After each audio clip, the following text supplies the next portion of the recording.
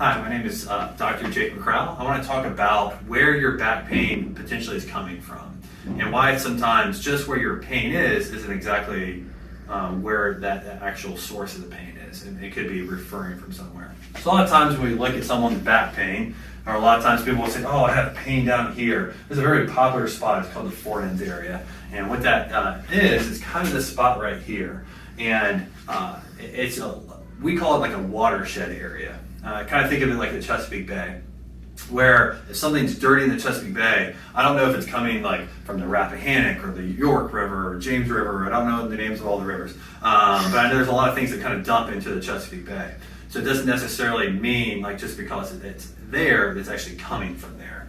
So a lot of times when we have that low back pain, it can very well be coming from the low back, the lumbar spine. It could be coming from the SI. It could be coming from the pelvis or the glute muscles around there. It can even be coming from the deep glutes. It can also be coming from the hip joint.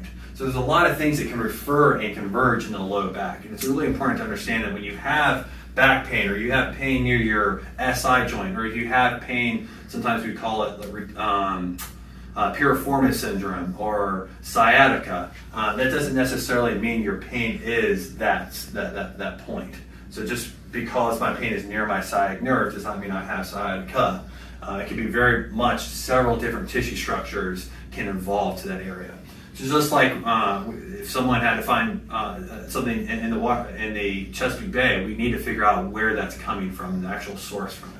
So your pain is not a diagnosis. I think it's really important for people to understand that. There's the 2 points I want to get across. Your pain is not necessarily a diagnosis. If someone says you have low back pain or lumbago, that's just saying I don't know where it's coming from. If you won't necessarily call it SI joint just because it's near your SI joint. The second point is it's important to assess and figure out, and there's tests that we do that assess the lumbar spine, the SI joint, the glutes, the hips, all these little spots that meet and converge here.